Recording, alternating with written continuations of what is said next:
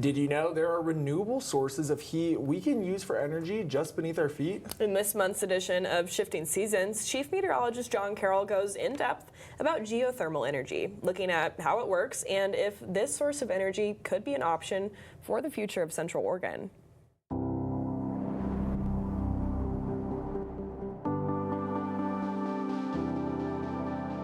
Renewable energy is a clean, alternative way to generate electricity.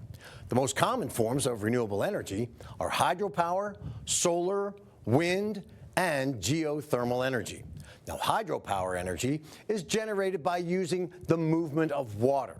Wind energy is very prominent with thousands of wind farms popping up all across the world, and solar energy is one of the fastest growing forms of renewable energy.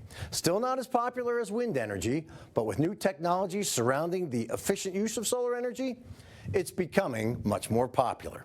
But an interesting form of renewable energy that's being explored aggressively is the use of the Earth's own heat to generate electricity. It's called geothermal energy. To find out just what geothermal energy is, I asked Dr. Brian Tadich, Associate Professor at Oregon State University. So in many geothermal systems, there's a natural aquifer that exists underground. So you can think of like a Yellowstone hotspot like hydrothermal system, but it's just flowing through the rock naturally. And we can tap into that reservoir and simply essentially pull the hot water out of the reservoir and generate steam and put cold water back into the reservoir. Iceland is a global leader in geothermal energy. They tap into the heat energy from under the ground, which provides heat for their homes and the ability to generate electricity. So in Iceland, one of the big advantages they have is there's a lot of magma relatively close to the surface. So the ground is quite hot, pretty shallow beneath their feet. And so they're able to tap into quite hot geothermal reservoirs pretty much anywhere in Iceland, or a lot of places in Iceland, certainly. But they run the same sort of process. They're putting pipes in the ground, bringing that water close to the magmatic heat source, and then bringing the hot water back up to drive steam turbines.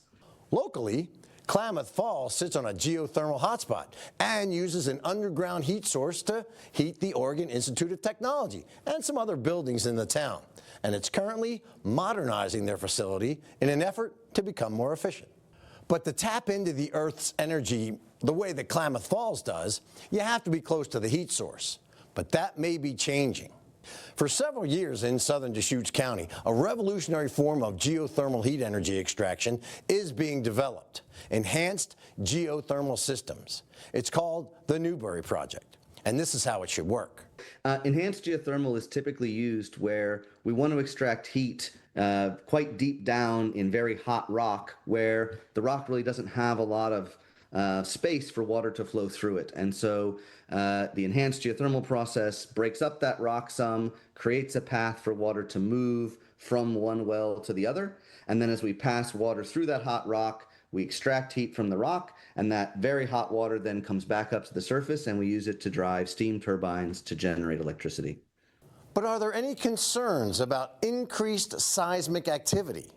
So certainly people will sometimes express concerns about the seismic hazard that geothermal exploration or geothermal energy might pose. But what I can say is that it's regulated by independent third parties. Okay. So for example, the USGS has the Cascade Volcano Observatory, and their assessment, and they're the experts, is that there's no expectation for any change in any activity or increase in any volcanic hazard at Newberry Volcano associated with the geothermal exploration. Geothermal energy in its purest form is being used in many places across the globe. But you have to be in the right spot. But now, with enhanced geothermal energy, we may be able to tap into the Earth's natural heat source in more locations than ever before. Later this summer, we're going to be taking a deeper dive into the Newberry Project on a later edition of Shifting Seasons. But for now, it's a promising addition to the renewable energy field.